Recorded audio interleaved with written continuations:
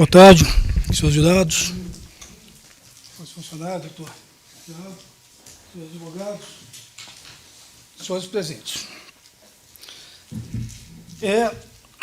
Eu vou iniciar aqui, sempre explicando, porque como é o primeiro júri, eu gosto de fazer uma explicação até para as pessoas se situarem o porquê que chegou até esse ponto o processo. Mas antes cumprimentar aqui os familiares da vítima, né, e desejar aqui já o sentimento do Ministério Público. O nosso papel aqui é ser a voz da Francis Lane, né, porque é o dever funcional e o papel institucional dos senhores familiares, dizer que não é um fato fácil da vida, né?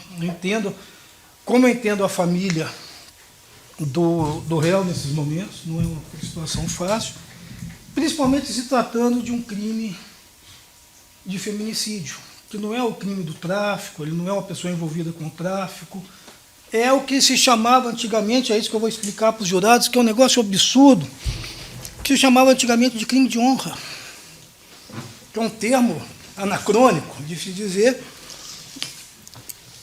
mas fica aqui o meu respeito e a minha consideração com a família. Eu entendo o drama familiar que tudo isso leva. E, por fim, eu me dirijo ao senhor Nivaldo. Eu nunca começo um júri, senhor Nivaldo, sem antes olhar nos olhos do réu. Porque, se eu não olhar nos olhos do senhor e dizer o que eu acredito, eu não posso olhar nos olhos dos outros. E eu sou muito cuidadoso com essa questão do crime do feminicídio. Porque eu sei que é um crime. A grande maioria dos crimes de feminicídio que eu trabalho são crimes isolados na vida da pessoa.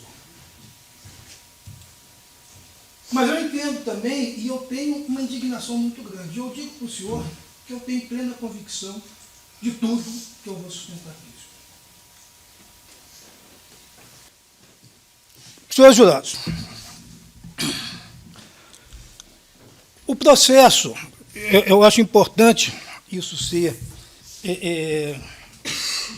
colocado, porque a gente busca os jurados, essa lista geral de jurados é um sorteio, onde se busca pessoas das mais diversas características dentro da nossa sociedade.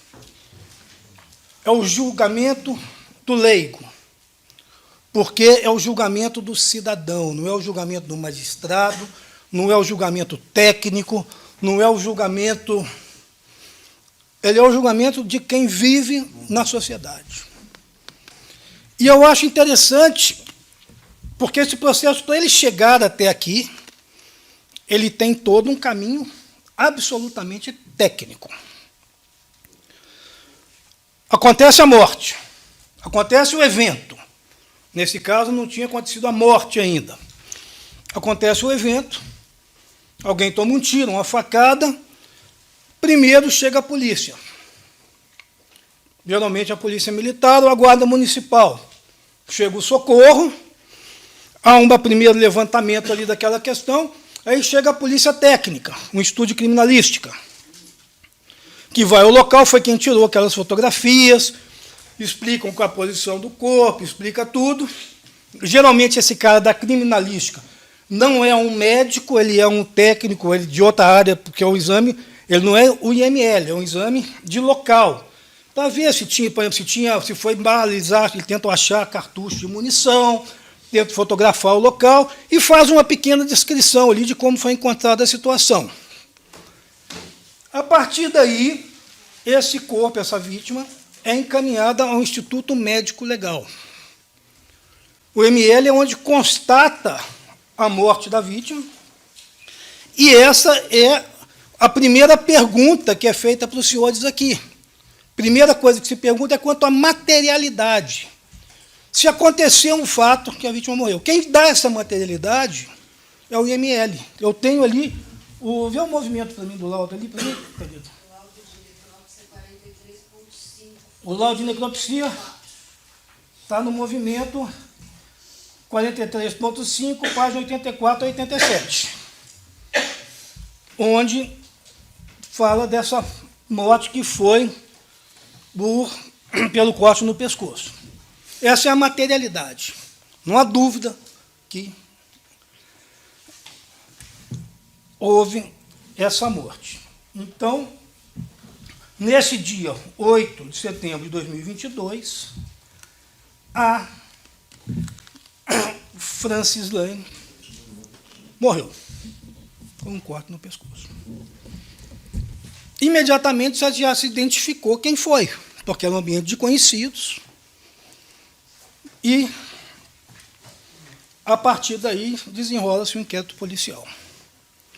Esse inquérito policial termina, é encaminhado ao Ministério Público. Ali é feito um primeiro juízo de técnico, em que, com base nesses elementos que tem no inquérito policial, é o Estado atuando em relação a um crime de morte que aconteceu. Existem promotorias especializadas que atuam no crime doloso contra a vida. Esse inquérito chega, o promotor de justiça, que no caso aqui é da minha promotoria, analisa esse inquérito policial, e ali o Código de Processo Penal prevê que, se eu entender que precisa de mais diligência, eu peço mais diligência. Se eu entender que aquele fato está comprovado, eu peço mais fatos. Se eu entender que tem elementos suficientes para a denúncia, eu oferto a denúncia. Aí tem qual que é o artigo lá da prova? 156. Aí eu tenho o artigo. Só para vocês entenderem, eu não tenho por hábito usar livro, material, porque eu entendo que é um julgamento. Mano, eu acho que sempre que vocês chegarem aqui, chegar alguém cheio de livros, cheio de jurisprudência, sabe que está para enrolar vocês. Porque não é a ideia que é o fato. Eu tenho que falar da lei aqui para explicar. No artigo 156 fala o quê? A prova da alegação incumbirá a quem a fizer.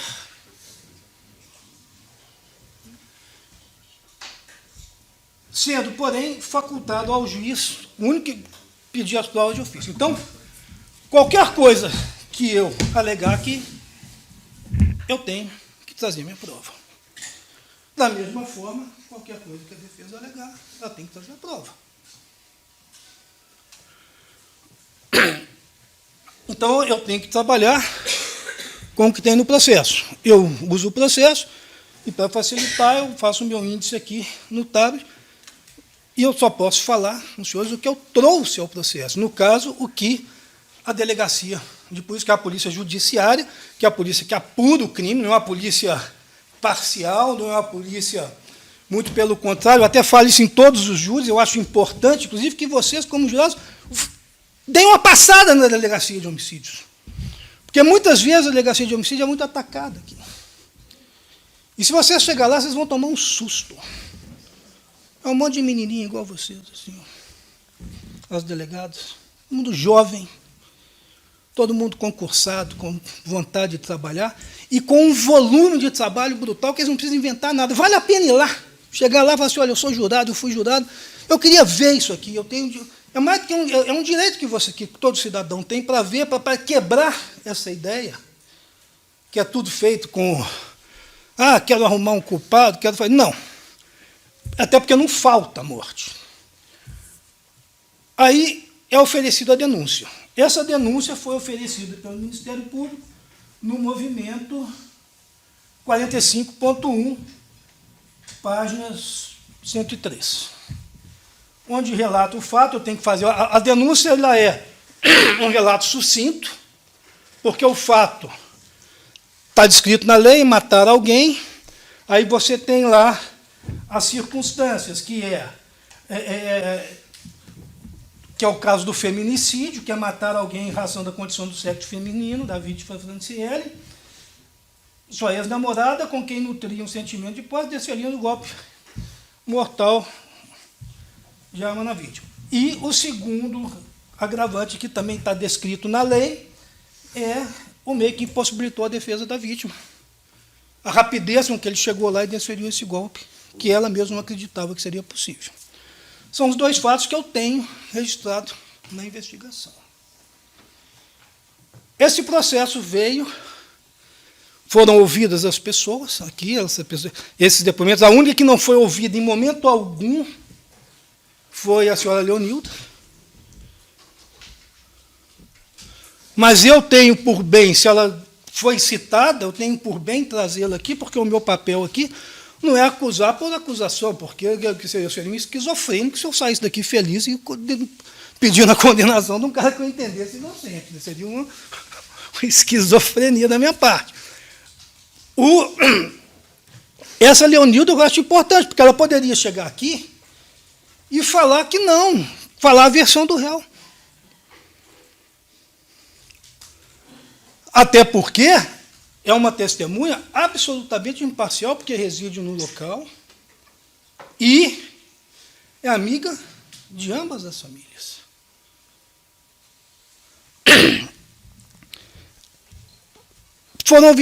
Mas, enfim, então, aí tem a alegação final, tem a decisão do magistrado, que é uma decisão técnica também. Nesse momento, pode impronunciar, pode mudar todo o contexto da denúncia, que é uma decisão. Excelência, é uma questão de ordem. Que esse fato tem que ser julgado pelo tribunal do júri. Ele não faz um juízo de... Argumento de autoridade, sentença não. Argumento de autoridade, sentença de pronúncia. Só fazendo registro, doutor. Não, eu não cheguei na sentença de pronúncia, estou falando anterior. Estou falando que eu não estou falando da sentença de pronúncia. Não, falou, mas é só para fazer um registro, excelência. Fazer um registro. Sim, perfeito. Desculpa atrapalhar. No momento que o processo é submetido ao julgamento dos senhores. E aí é trazido, são escolhidas pessoas da sociedade das mais diversas características para fazer um julgamento do fato. E por que isso? Porque no Brasil se entende, a instituição do Tribunal do Júri é uma instituição que tem quase 200 anos. Não é só no Brasil. Quem vê filme americano, vê o júri, filmes de outro país, com uma diferença muito grande. No tribunal, aqui no Brasil, somente os crimes dolosos contra a vida são julgados pelo Tribunal do Júri. No direito americano, também por outros crimes. E outra questão interessante também, fazer uma analogia com o júri americano, que todo mundo já viu algum filme. O júri americano são 11 jurados, e lá, ao contrário daqui, os jurados têm que conversar sobre o processo. Aqui vocês são proibidos de conversar sobre o processo. Lá não, lá terminam os debates, vocês se reúnem numa sala e tem que sair de lá uma decisão unânime. Então, se o senhor tem um ponto de vista diferente do ponto de vista da senhora, vocês vão debater ali 1 dia, 2 dias, 3 dias, o senhor vai entrar na conversa e vocês vão se convencer ali daquele fato, e aí o presidente daquele júri fala. Então, aqui no Brasil se entende diferente. Aqui, o que vai acontecer depois dos debates? É entregue para a senhora uma cédula sim e uma não. Uma sim, uma não, uma sim, uma não. E aí o juiz faz os quesitos. Se já tiver os quesitos, até, doutor, se puder. Ah, tá. Depois eu vou mostrar os quesitos para vocês. O juiz, o primeiro quesito é o da materialidade. No dia tal, a vítima, Francilene, tomou uma facada no pescoço e morreu? Sim ou não? Não está falando nada, senhor Anivaldo. Passa a primeira urna, a senhora bota o votinho sim lá, depois passa o descarte, aí votou, o juiz conta, os jurados entenderam que a vítima morreu. Aí vem o segundo quesito, que é da autoria. Foi o Anivaldo que fez? Aí, vota de novo, sim ou não, sim ou não. Você bota lá, o primeiro voto é o válido, e assim vão sendo todos os quesitos apresentados. Esse é o julgamento. Gostaria eu que outros crimes fossem trazidos ao julgamento do Tribunal do Júri. Todos aqueles que afetam diretamente o cidadão. Se os crimes de corrupção fossem trazidos para o júri, ia ser uma maravilha. Mas a nossa Constituição prevê o crime doloso contra a vida. E acontece o júri, e aí são os debates. O Ministério Público fala, a defesa fala, inclusive até falo, eu permito a parte, tá? Eu acho importante, porque a partir do momento que a gente busca, desde que seja uma parte, não para escolher o processo, né? Mas para qualquer dúvida, alguma coisa, eu acho importante, porque é o momento da formação da convicção dos senhores. Bom, dito isso, acho que entenderam aqui. Vamos falar do feminicídio. Eu tenho nos autos aqui, senhores, que eu junto, que é um dado do Anuário da Violência. Ontem, inclusive, eu participei de uma homenagem a um promotor antigo do júri e foi feita uma exposição por uma das colegas nossas que ela dedica a vida dela à violência doméstica e, notadamente, ao crime de feminicídio. E a gente tem algumas informações aqui que eu acho muito importante. Se você for lá na página 298 do movimento... Cadê o movimento aqui? Não tem, Thalita? 268.6. São vários dados, mas eu coloquei aqui uns interessantes, que é o seguinte. O Brasil bate recorde de feminicídio em 2022. Nós estamos em 2022, senhores. Século XXI. O Brasil bate recorde em feminicídio em 2022, com uma mulher morta a cada 6 horas. O número de vítimas cresceu 5% no último ano, mostra o levantamento monitor. Então, foram 1,4 mil mortes motivadas pelo gênero. A alta de casos vai na contramão dos assassinatos. Os outros homicídios caíram no Brasil. E o feminicídio subiu. Na folha 299 ali, tem esse dado aqui interessante. Mulheres assassinadas, homicídios dolosos. Eu tenho a quantidade aqui dos 3.930 mortes de mulher em 2022, 1.440 são registros de feminicídio. Na página seguinte, na página 300, tem o aumento e a diminuição. Por exemplo, o feminicídio é o branquinho, homicídio de mulheres aqui. Então, você vai caindo a quantidade de homicídio de mulheres, começa em 2017 com 4.558 mortes de mulheres, termina 2022 com 3.930. Uma queda importante. Agora, feminicídio, em 2017, 1.046, em 2022, 1.410. Aí na fase seguinte, página 301. Entre 2017 e 2022, a queda no número de homicídios no Brasil está. No entanto, o mesmo período, registros de crimes de feminicídio aumentou 37% de aumento de feminicídio em 4 anos. E a gente se bate, senhores, para saber o porquê que isso acontece. E eu, particularmente, aí é uma constatação minha, enquanto promotor do júri, eu até pretendo escrever sobre isso. Para vocês terem uma ideia, os senhores, esse conselho de sentença está...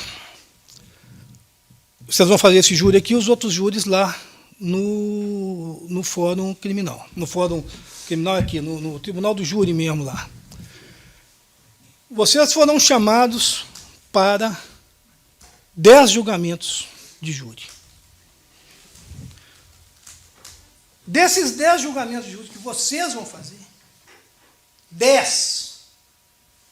50% é feminicídio, senhores.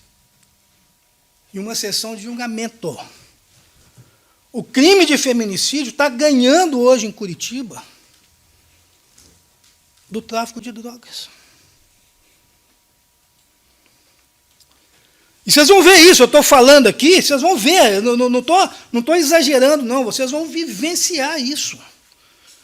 Dos 10 júris que tem na sessão, esse aqui e os outros 9 no Tribunal do Júri, lá no Centro Cívico, 5 são feminicídio. Pode só pedir para tomar cuidado para não falar dupla. Não, só a respeito disso aí, foi por causa causa da pandemia? Não, eu vou explicar a minha posicionamento nisso. Porque não tem, isso aí é um objeto de indagação. E eu cheguei a uma conclusão, assim, que é o seguinte: eu tive a Lei Maria da Penha, que não trata do feminicídio. A Lei Maria da Penha, ela trata da violência contra a mulher. E eu tenho uma campanha muito grande em proteção da mulher. Antes não existia a Lei Maria da Penha. Então, antes, a mulher ficava desassistida na violência doméstica. E, muitas vezes, a violência doméstica ela é aceita dentro do ambiente. É uma questão cultural, é uma coisa maluca. Ela é aceita ali. Do mesmo jeito que a violência contra a criança, ela é aceita. O pai que bate, ele é um bom pai. E não sei o que lá, o crime de honra, crime passional é os cambal. Então, é uma questão cultural. Então, antes da Lei Maria da Penha, não vinha para a justiça, não existia uma vara de crime contra a mulher, não existia uma proteção à mulher. Mas sempre existiu a morte da mulher, não era chamado de feminicídio. Era homicídio, normalmente. Esse não tinha como não vir para a gente julgar, porque era homicídio. E não era tanto. Então, o que eu entendo, o que eu acho? Eu acho que essa libertação social da mulher, essa liberdade, ela passou a ficar, inclusive, com vergonha, porque isso é um padrão, vocês vão escutar isso, eu arrisco dizer que dos 5 juízes de feminicídio vão fazer, o discurso é o mesmo. Quando que a morte se deu? Quando a mulher quis sair da relação. Porque aí o cara já está grande, ele já se sente dono, e aí que é esse lance, deu um branco, deu isso. Mas eu perguntei para a mãe aqui, eu acho importante essas perguntas, eu perguntei para a mãe aqui. Ele ficava violento com ela, ele ficava agressivo com ela, ficava. Bastava um cara olhar para ela que ele ficava agressivo.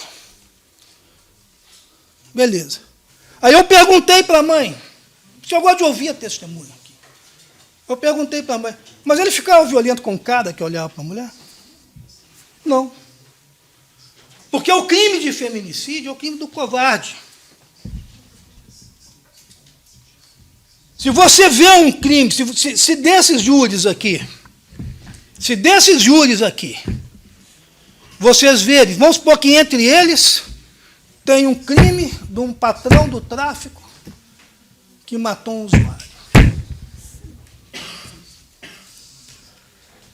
Você nunca vai ver esse patrão do tráfico que matou o usuário chorando igual uma criança. Ele pode negar o fato, mas ele não abaixa a cabeça, não. O crime contra a mulher é o crime do covarde. Não tenha dúvida. Você vê na reação. Aí, o cara vem aqui falar, quando bebo eu fico louco e fico agressivo. Beleza. Mas eu tenho orgulho de não ter nenhum antecedente. Por quê? Porque nunca brigou na rua. Nunca brigou com outro homem. Nunca brigou com outro homem. O cara cresce para cima da mulher. Isso é um padrão. O cara que pratica violência contra a criança e contra a mulher é o cara que senta aqui e chora. O pedófilo é o cara que senta, não vem para o júri, é o que chora. E é o cara que, mais grave, é o cara que é fora da relação, é o cara que é bem visto. É o cara que é bem visto. Tanto que a própria família da vítima gostava do cara. A própria família dele gosta dele. Porque é cultural. É cultural.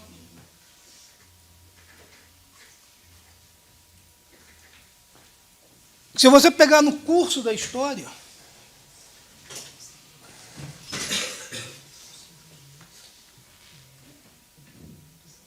o entendimento, tanto que agora eu tive um entendimento recente do Supremo Tribunal Federal, agora, recente, que é uma declaração de constitucionalidade que não pode mais ser. Olha que doideira, a ponto do STF ter que criar uma súmula falando que não se pode alegar mais em júri a legítima defesa da honra nos casos de feminicídio. Porque isso é anormal. E hoje, mais ainda, nem indiretamente. O fato do cara querer matar a mulher porque ela queria deixar o relacionamento não pode ser alegado aqui no júri mais. Por quê? Porque tem meios para resolver isso. Tem meios para resolver isso.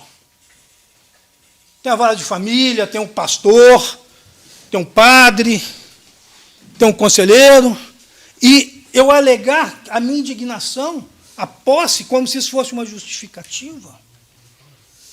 E mais, alegar que o fato de eu ser um cara que provê dinheiro, que seja legal, que seja educado com a sogra, que seja educado com o sogro, admita eu ser agressivo com a minha mulher, mesmo que em palavras, isso justificar.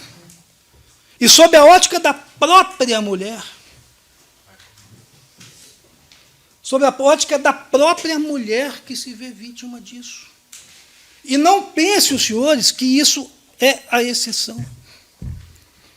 Tanto que eu falei com a mãe aqui, olha que coisa louca. A única pessoa que estava certa nessa história toda era a filha, de 13 anos de idade. E por que ela era a única que estava certa nessa história toda? Porque a única que ainda não tinha uma mente contaminada pelo machismo, pelo sexismo, de entender que, e mais, uma menina criada sozinha pela mãe, então via a independência da mulher, e criada nessa cultura da geração nova.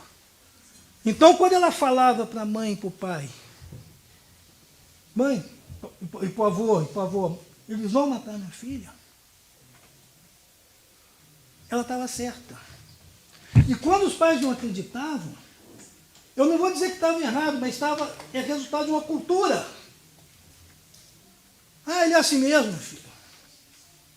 Agora, isso chama-se relacionamento tóxico. E essa é a grande experiência que os senhores jurados têm que trazer e levar do júri. Porque é um negócio interessante, porque o primeiro júri, todo mundo faz aqui, eu acho isso muito interessante aqui no tribunal. O primeiro júri está todo mundo meio tenso no júri. Existem alguns jurados, porque tem uns que são sorteados em quase todos. Tem uns que dá a sorte de ser sorteado em quase todos. E até hoje eu não vi um caso do jurado que, depois da última sessão, que fez 2, 3 júris, agradece e quer ser jurado de novo. Porque vocês têm a oportunidade de ver uma situação da vida, uma realidade da vida, tão diferente da vida do nosso dia a dia, mas tão próxima. E nessa questão da violência doméstica, eu tenho quase certeza que possivelmente todos os senhores conhecem alguém que vive uma relação tóxica. Ou que já viveu, ou que vive uma relação tóxica. E ninguém se mete. E a partir desses, não é que eles vão fazer 5, se metam. Pegam a amiga, mas não pegam a consciência. Porque com essa informação, com esse dado, é interessante essa estatística, até para vocês levarem e lerem depois com calma. Isso está no G1, inclusive, naquele portal lá. É interessante para vocês verem o ponto de sobressair ao crime de tráfico. E se existe um crime porque é um crime de tráfico, crime... Isso vocês podem olhar aqui nos dados aqui que a gente tem. Porque o crime de tráfico, por exemplo, geralmente é praticado no submundo. A morte, boteco, é submundo. O crime de feminicídio, a gente traz aqui réu rico. Rico. Porque é um crime que é praticado em todos os níveis sociais. Em todos. A violência doméstica nem se fala. O que leva ao feminicídio é sempre um destempero, né? Lógico, se não tivesse um desequilíbrio, não teria. Mas nada que justifique. Mas ele acontece em todas as camadas sociais. Nós fazíamos júri aqui, teve um interessantíssimo aqui, o tema, todo mundo deve ter visto, que foi de um médico que jogou a namorada do 20º andar do prédio, foi julgado aqui esse ano ainda. Teve um outro que era um diretor de um clube, foi julgado aqui também, condenado pela prática de feminicídio. E todos, por quê? Porque sentem que têm a posse. E é trazido o julgamento. A prova do processo. O que nós temos de prova aqui? Para não me repetir. São os depoimentos das pessoas que estavam no local e que assistiram ao fato. A primeira dela foi a dona Leonilda. Ela contou exatamente o que ela viu. Ela não estava na mesa, por isso até que eu partilhei, porque você vê a tentativa de fazê-la dizer o que quer sustentar aqui, mas na realidade ela não estava na mesa. Ela não estava controlando o que acontecia. Ela viu flashes do que aconteceu. E ela fala por A mais B, que o réu, ele não estava bêbado, não estava embriagado. Podia estar bebendo uma cerveja, podia estar bebendo uma pinga, mas não estava bêbado. Ninguém estava vendo ele beber. Aí ele alega aqui que fez uso de cocaína.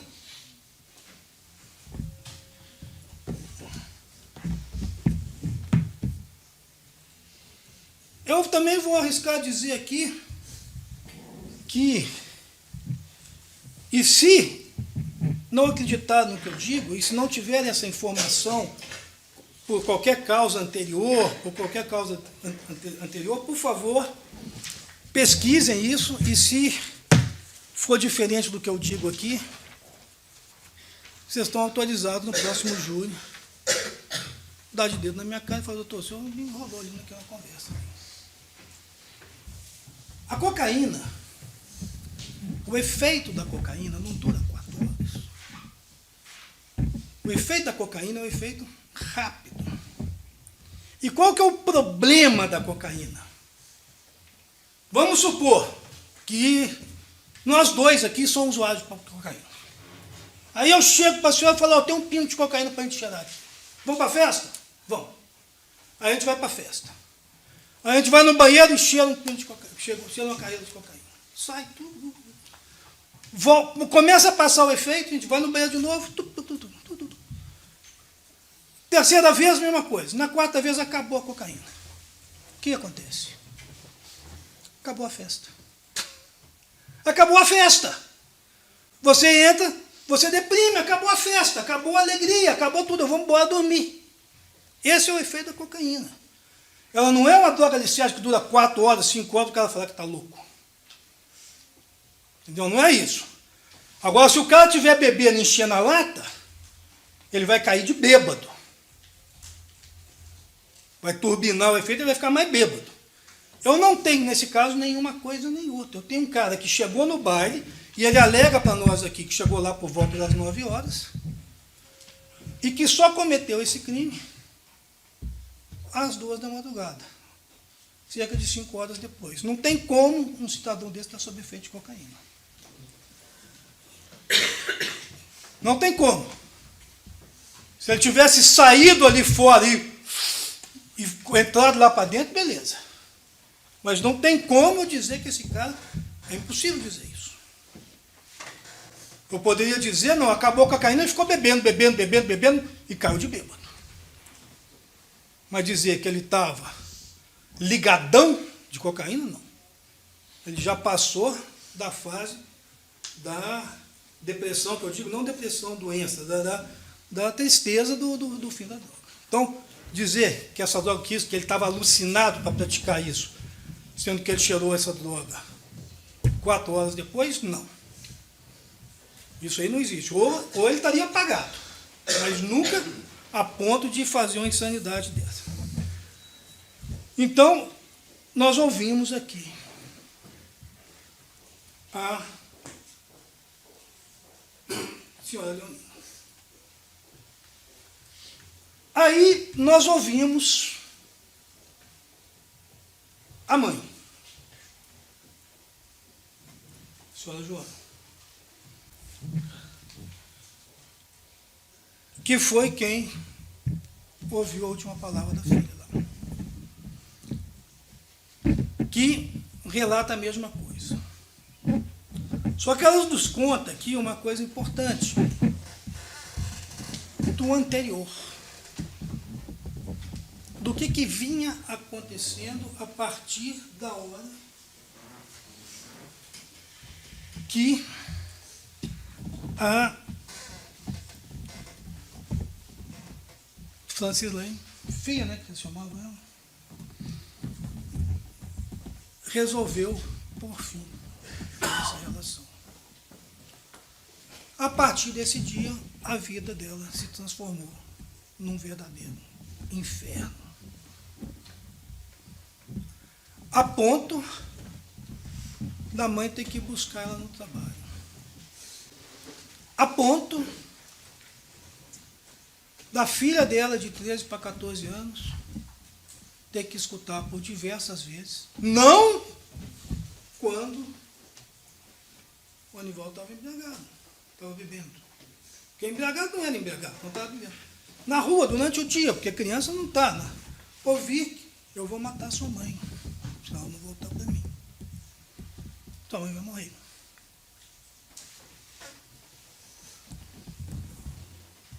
E isso veio num crescendo. A Francis Lane não veio buscar ajuda.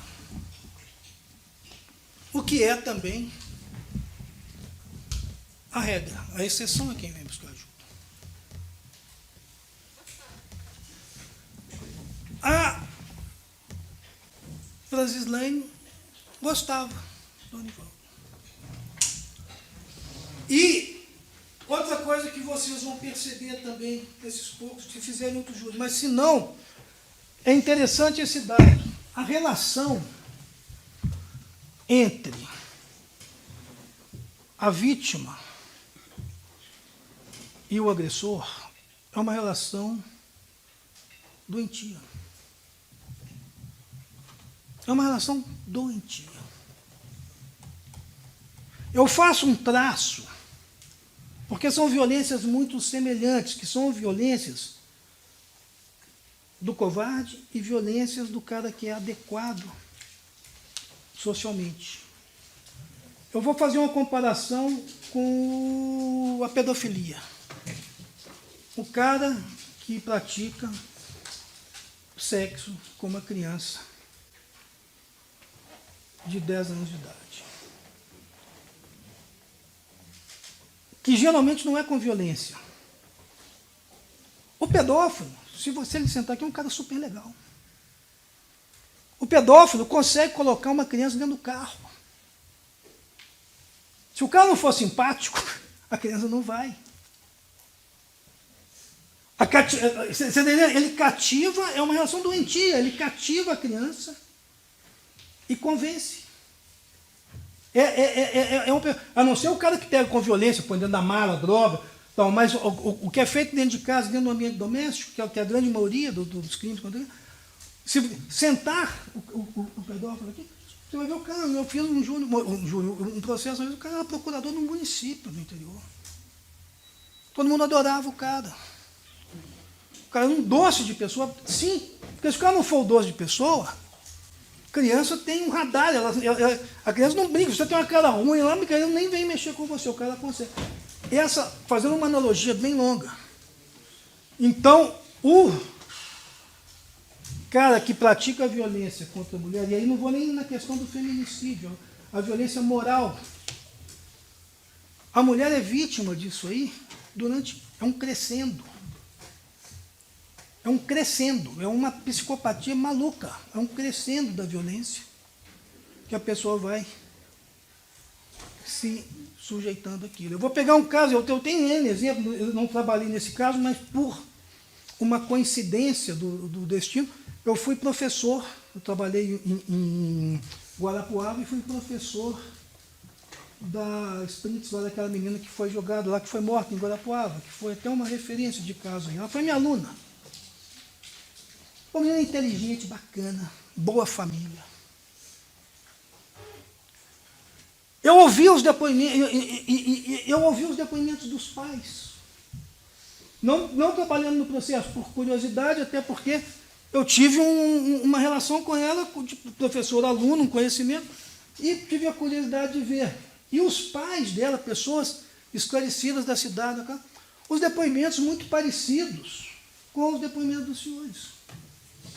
Eles não acreditavam. Eles sabiam que o cara era violento, sabiam que o cara era vizinho, mas não acreditavam que pudesse chegar naquele ponto. Porque é normal. Agora vamos inverter. Imagina um cara, amigo do senhor, que a mulher dele exerce esse tipo de violência moral. Você está num boteco, você está num bar, tomando uma cerveja com seu amigo, a mulher na mesa, o seu amigo não está fazendo nada, está ali, mas tem outras mulheres na outra mesa. Chega a mulher para ir lá buscar o cara e começa a dar de dedo na cara do cara e falar: algum de vocês vai entender que isso é normal ou vai achar, pô, esse cara é um banana? Não é isso? Esse cara é um banana, esse cara é idiota. Por quê? Porque é normal. Aliás, não é normal. Você vê a diferença entre ser mulher na sociedade, isso em pleno século XXI, e ser homem numa situação dessa. O que é o padrão cultural? O homem jamais pode ser vítima de uma relação tóxica, porque os próprios amigos vão lá e falam: cara, sai disso. O pai vai chegar: meu filho, essa mulher não sai fora, essa mulher está fazendo gato de sapato de você. Agora, se é a senhora, não, é assim mesmo. Isso é normal, não vai acontecer nada. Ele é bom, ele sustenta a casa, ele faz isso. Então, eu acho que eu dizendo isso, eu respondo um pouco a pergunta do senhor, que é uma pergunta que eu também me faço. Só que como eu tenho que lidar com isso dia a dia, eu reflito sobre isso. Entendeu?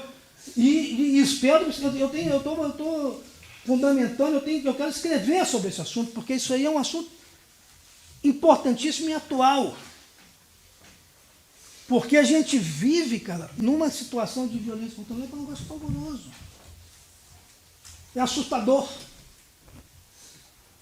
E mais assustador é a gente ver a naturalidade em que esse fato é tratado. A gente vê, e aí eu digo, a gente vê, por exemplo, e eu entendo, senhores, como familiares,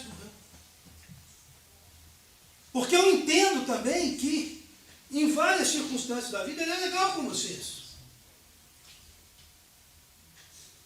Mas Deus a livre, senhor, de ter uma relação que chegue a um ponto desse. Já tem os quesitos aí?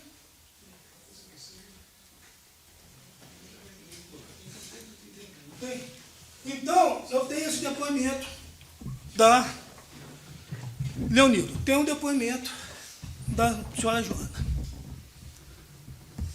Eu não vou, senhores, nesse mérito, se ele foi para casa buscar o acidente, se ele saiu daquela porta para fumar um cigarro.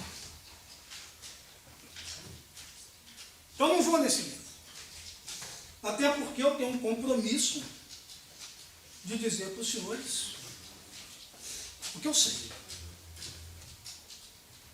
Não me interessa o que ele fez nesses 15 minutos que ele saiu desse bailão. O que me interessa é que, antes de matar a Francis Lane, ele avisou.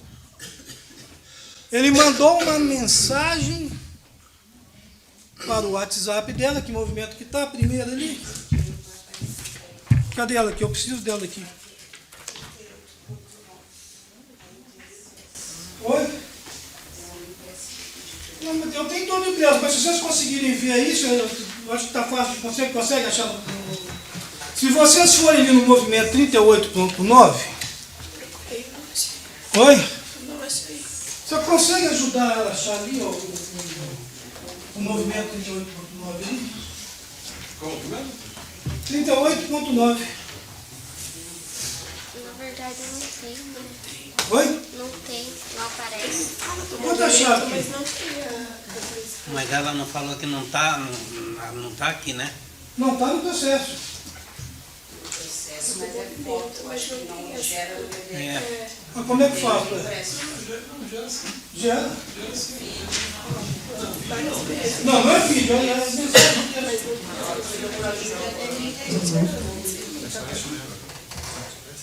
Isso, não aparece no site. Não aparece. Depois eu tenho as cópias aqui.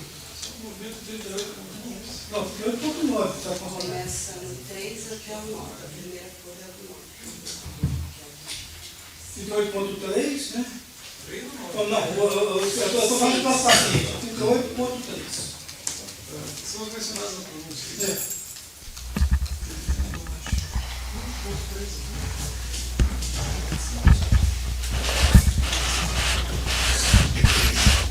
Eu tenho as cópias aqui, se eu permitir. Eu vou fazer objeção, excelência, porque Ou o Ministério do Trabalho que está dizendo dos autos, você Não, poderia ter se não, juntado no não, 479. Não, mas você poderia ter se juntado no 479. Não, foi aceitado bem Mas eu antes. não tive acesso a essas informações, excelência. A essas aqui eu não tive. Eu tive aquilo que já dentro do processo. Eu acredito que era prudente o promotor de juntar no 479 para que a defesa Não, mas tivesse não, acesso. não precisa. Nós tínhamos Mas eu não assim. consigo analisar se é a mesma ou não, doutor, entende?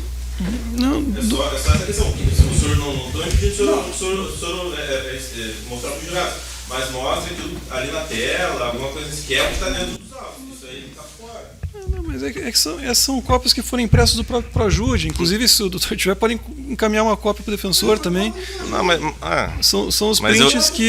eu vejo, por exemplo, vou registrar, excelência, de volta aqui essa questão. Eu acredito que seja não foi juntada no 479, pode utilizar aquilo que esteja dentro do processo.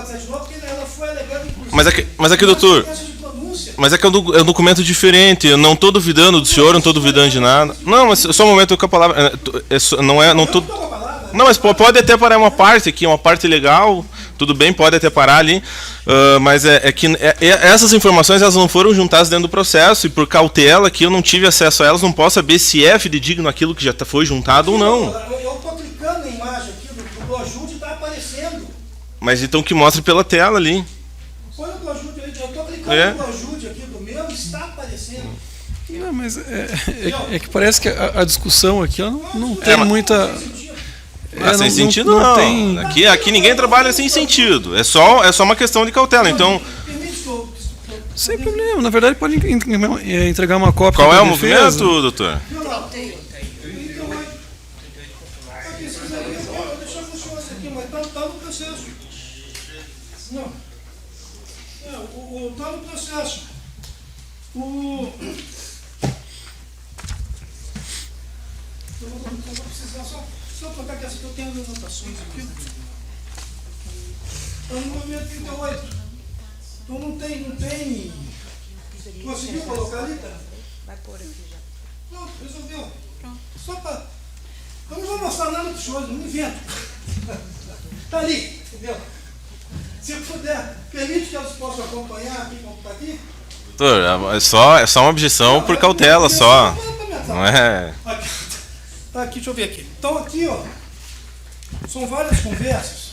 Vou pegar uma cópia. Ô, Jumilton.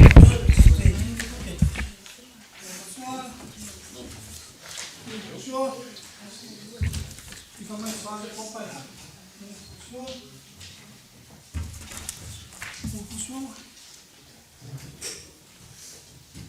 Vai faltar um para entregar. Não.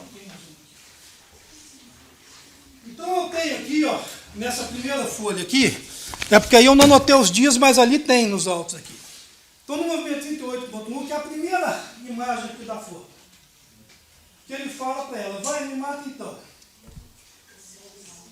Oi? Esse é o 9, põe lá no 9. Que é quando ele manda a mensagem para ela falando que vai me matar. E ela não acreditando, fala, então me mata então. Fica com a sua amiga. Você me desfaz muito, eu não mereço isso. Não quero mais papo com você. Isso ela falando para ele. Aqui eu não tenho como saber o fato dela. Ela responde, não quero mais papo com você. Aí ele fala, fica de boa no seu canto, que é melhor. Tá bom então, um dia você vai ver que essa ainda não vale nada. Está colocado você só no fogo, daí você vai lembrar de mim. Tudo que eu falei. Atende essa bosta aí. Aí, essa conversa no dia que ele avisa ela que vai matá-la. Isso por volta das 00:39. Então, falar que isso foi uma reação de louca? Não. Porque ele já estava intencionado a matar essa mulher. Ele já estava cantando a ficha há muito tempo. E nesse dia ele já estava intencionado. E isso demonstra pelo próprio comportamento dele dentro do estabelecimento, como a própria Leonilda falou,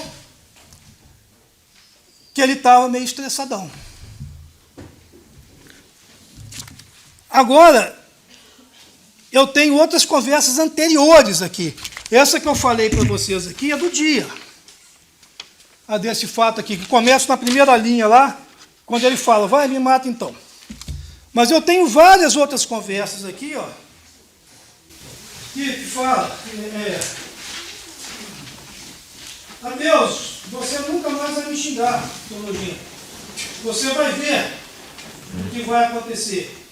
E aí ela responde para ele, vai se ferrar, espero para você ver. Ela fala, eu não tenho medo de você. Lixo, você é um descarte. Lixo, você é um descarte. E ela fala, obrigado. Não tenha medo, vou bloquear agora. Vai para o inferno, filha da puta. Aí ela fala para ele, vai para o inferno, então você é careca. Você é um idiota, você é muito burro. E aí as discussões por WhatsApp. Aí,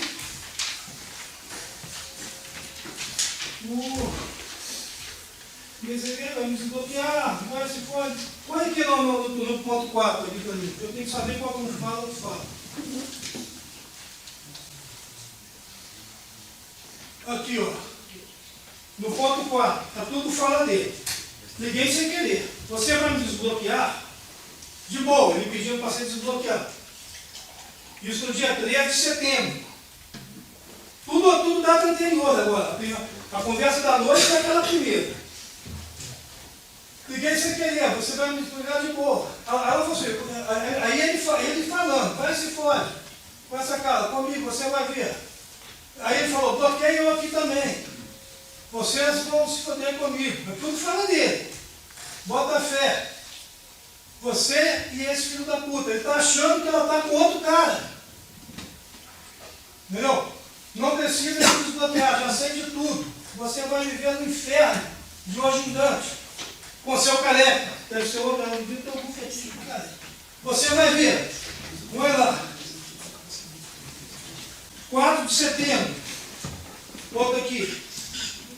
4 de setembro, já colocou? Movimento 38.6.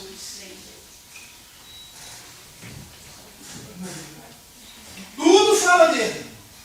Você vai ver. Você e esse careca vão se fuder comigo.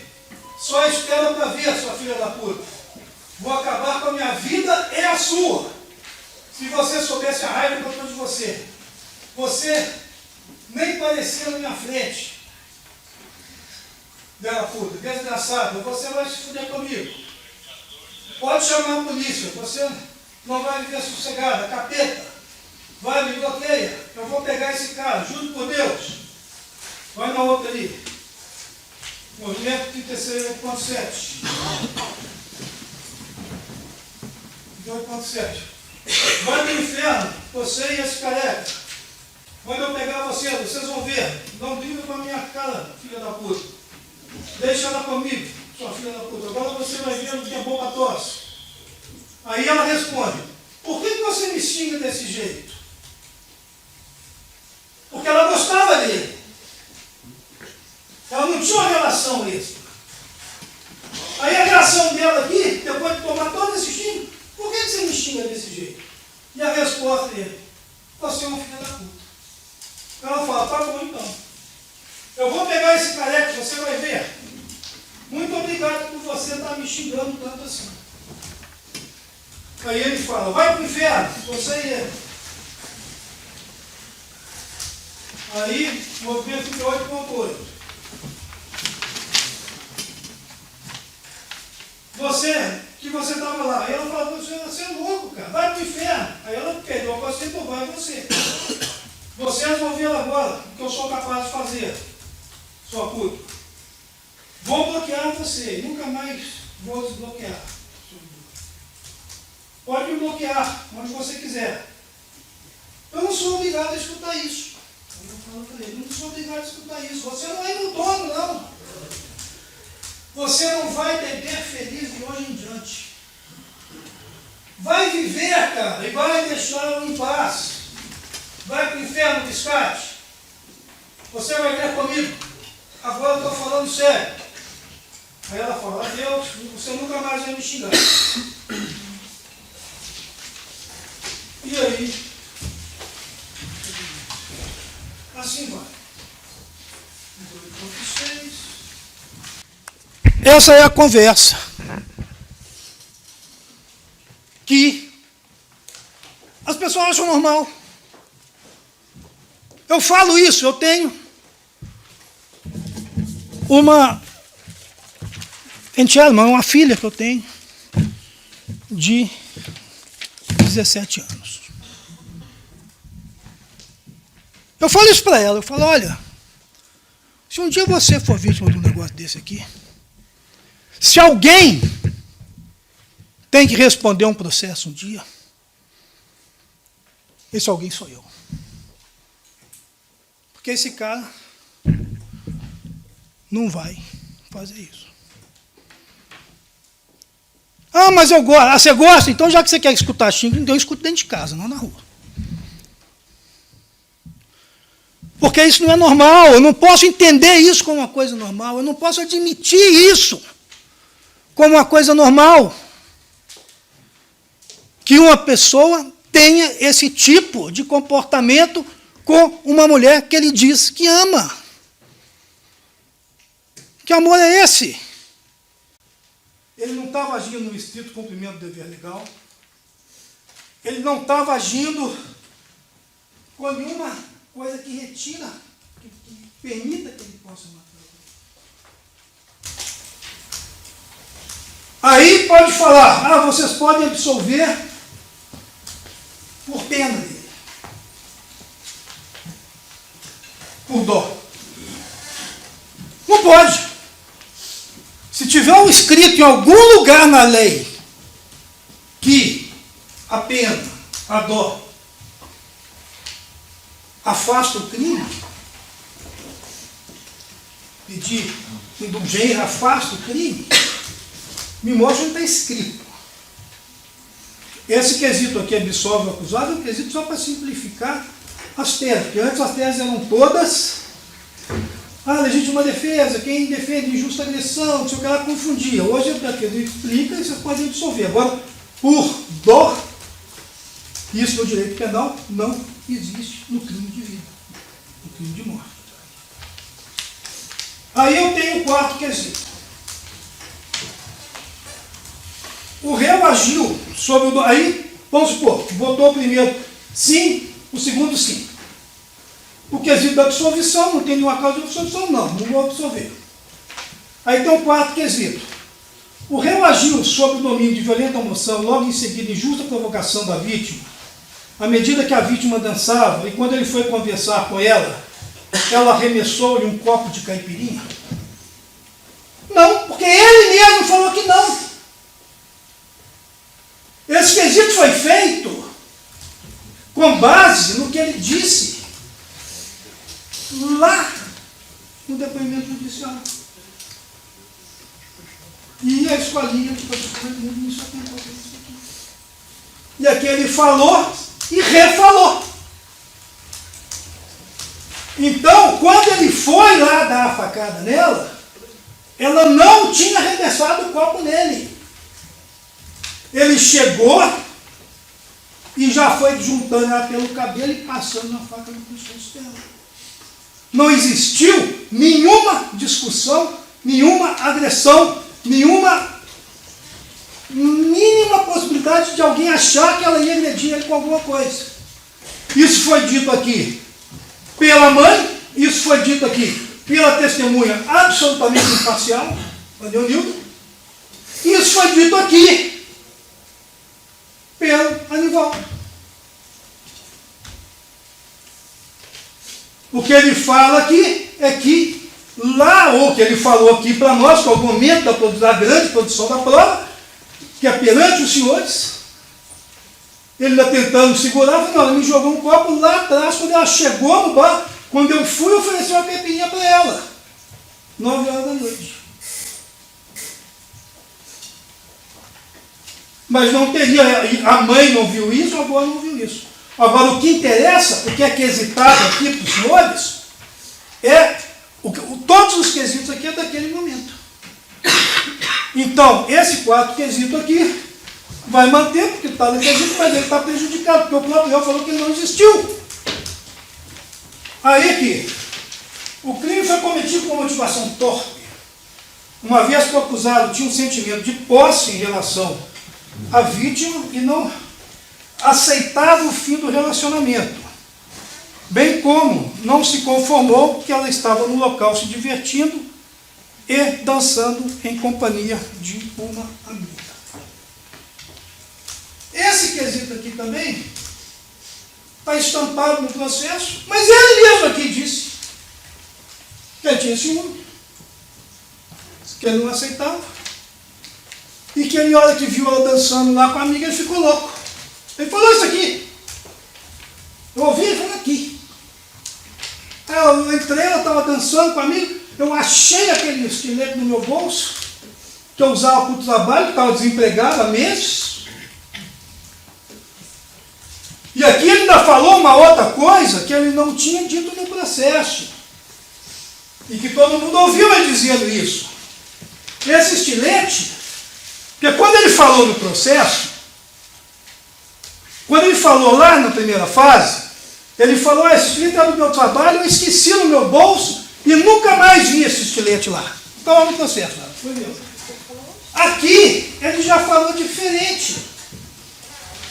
Não sei se vocês vão se lembrar, mas ele usava esse estilete como arma de defesa. Ele falou que quando ia levar ela no trabalho, punha ele no bolso para ir buscar ela no trabalho. Ele usava esse estilete como arma. Ele tinha esse estilete como arma. Ele falou aqui também, eu estou indo nas palavras dele. Não estou inventando. Escutei isso aqui. Ele falou, eu tinha esse estilete. Por que você diz? Ah, porque eu não sabia que estava no meu bolso, mas eu usava porque às vezes eu ia buscar no serviço, e sabe como é que é, né? Então, numa região absolutamente familiar da cidade. Eu conheço, eu moro por ali. Eu conheço a região. Eu tenho um afilhado que morava no Fazendinha. Ali é uma região de famílias tradicionais ali que moram ali há anos. Mas o cara tinha um estilete como arma para ir buscar a mulher porque não estava. Então, ele sabia que tinha esse estilete.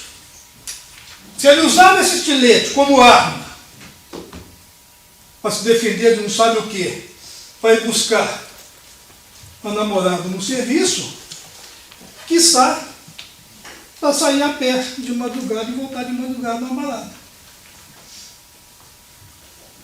E por que o estilete? Porque se for abordado por uma polícia, alguma coisa, é só um estilete. Não é uma faca, não é uma peixeira. Mas vocês viram o que esse estilete é capaz de fazer. Tem a foto do estilete? Então, essa torpeza aqui também está estampada. O crime se deu mediante emprego de recurso que impossibilitou a defesa da vítima, na medida em que o réu abordou a vítima pelas costas, no movimento em que desferiu um golpe com o estilete no seu pescoço. Esse quesito aqui também, que é a impossibilidade de defesa da vítima, a mãe nos contou, a Leonilda nos contou, e o Anivaldo nos contou.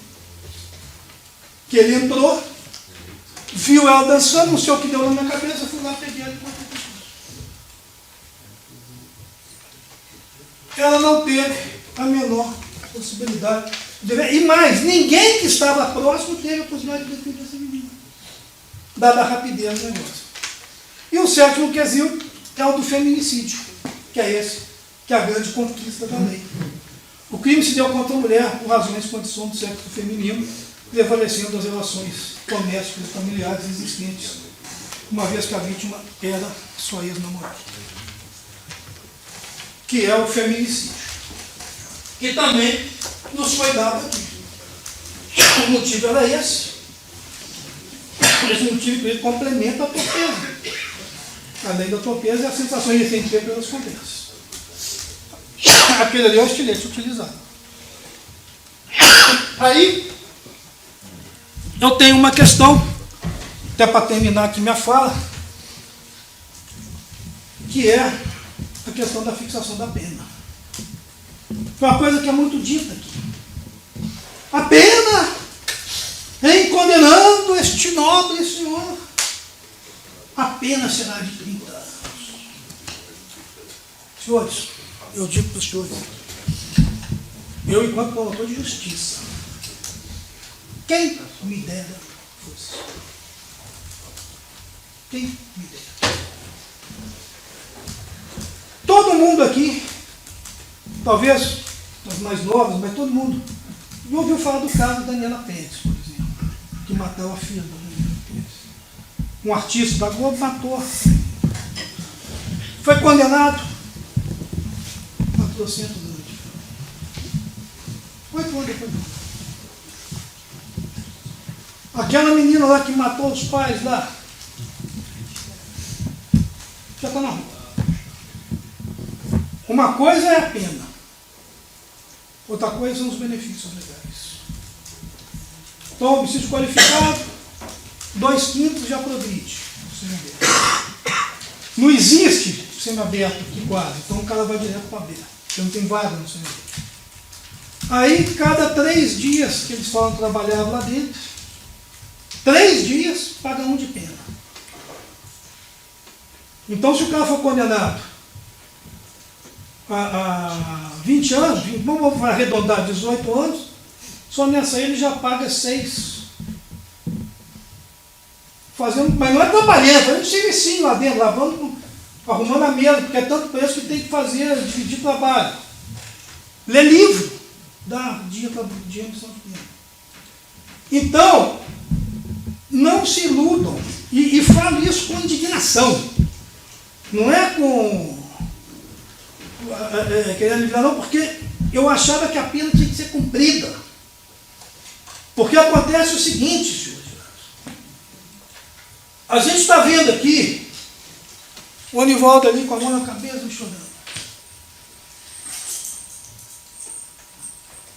Esse direito de chorar, ele tirou da filha. A filha nunca mais chorou. Quem chorou é essa senhora aí. Ó. Quem está chorando há 1 ano e tanto é a filha dela. Que poderia estar aqui assistindo, mas não é meu sistema, eu não trabalho. Eu nunca vi a senhora, nunca vi o senhor, só na audiência, né? Mas nunca conversei pessoalmente. E eu sou incapaz de trabalhar. Eu podia chegar e falar, traga a criança para ficar chorando, para comovê-los. Né? Eu sou incapaz de usar isso como meio de retórica. Porque o meu trabalho aqui não é fazer retórica. Meu trabalho aqui é apresentar o fato e a minha informação. E falar não em nome do senhor Nigor. As minhas palavras aqui não são do Nigor. As minhas palavras aqui não são também da Transilvânia. Porque a Transilvânia está morta. Mas eu tenho que falar em nome da Transilvânia. Eu tenho que falar em nome de todas as vítimas. Esse é meu dever funcional. É ter essa indignação do dia a dia que eu tenho do feminicídio, por exemplo, no caso, e falar sobre isso. Porque reconhecendo o feminicídio, nesse caso aqui, e a minha fala, a convicção pela qual eu falo isso, eu estou falando, senhores, não são só para os senhores. Eu estou falando, o júri hoje é divulgado, o juiz falou, está no YouTube. Tem pessoas ouvindo isso, vendo isso, acompanhando. Tem pessoas comentando no YouTube isso, e vendo a situação. E quando eu me indigno aqui, eu estou tentando levar essa indignação para o maior número possível de pessoas. Porque isso tem que acabar. Esse aumento dessa violência contra a mulher é um negócio absurdo. É uma coisa insustentável a gente ver isso no mundo de hoje. Quando a gente vê os meios de comunicação, e eu fico indignado, eu fico pensando o seguinte, onde que a nossa sociedade está errando? Porque a gente liga a televisão na Rede Globo, ou qualquer outro canal, e a gente é massacrado com o feminismo, com racismo, de uma forma, e eu não consigo ver o efeito, alguma coisa está sendo feita errada na forma de se fazer a campanha, na forma de se abordar o problema. Eu acho que esses agentes de comunicação eles tinham que parar e repensar a forma de trazer essa informação de uma maneira mais eficaz, mais que cause a indignação, não na gente, mas que cause e não uma liberação, uma liberdade só da mulher, mas que traga ao agressor uma consciência. Não adianta nada eu fazer uma campanha contra, mudando de assunto, uma campanha contra o racismo, para mim que não sou racista. Tem que fazer uma campanha contra o racismo que eduque o racista, entendeu? Que traga a ele a noção.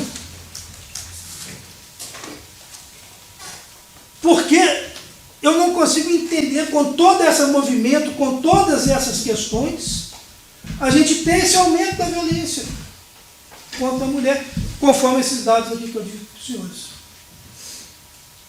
Então, queria eu voltar ao tempo em que eu tivesse uma sessão de júri, e que os meus júris fossem, é lógico, ninguém quer o crime contra a vida, mas que voltasse à normalidade. Que eu tivesse o crime da briga de bar, o crime do tráfico, o crime da discussão do trânsito. Não que eu acho que isso seja certo, pelo amor de Deus. Mas eu estou dizendo assim, o que eu não acho admissível é a morte da parte frágil, da parte inocente.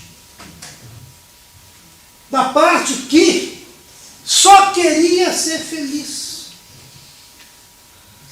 E queria ser feliz não se entorpecendo com droga, não bebendo. Queria ser feliz cuidando da filha. Queria ser feliz no relacionamento, perdoando. Queria ser feliz no emprego. Uma menina de 33 anos de idade. Bonita. Que só teve um presente, que é uma filha, mas que não foi feliz nas relações. Se relacionou com um cara que não agredia ela, não batia mais ela, virou bandido lá, foi pro caminho dele. Ela saiu da relação. E olha que loucura! Olha que interessante. O que é um bandido? O cara é ladrão, bandido, mas é incapaz de ameaçar ela, capaz de estuprar o filho. E o cara que se diz trabalhador aqui é o que matou. Então, senhores jurados, é com esse conceito, o processo tem os debates, tem tudo, a defesa vai ter a fala dela, eu, como digo, eu admito o apático, que eu acho importante trazer, mas o julgamento é pelo que tem no processo. Ah, é falado lá, o corte dele, ele quase morreu desse corte. Aí eu digo, pergunte, onde o senhor defensor trouxe isso no processo? Eu não tenho um laudo médico no processo falando da gravidade da lesão dele. A alegação incumbe a quem faz. Essa agressão dela contra ele. Eu não tenho uma testemunha dele que falou comigo, esse amigo que disse que levou ele lá, cadê?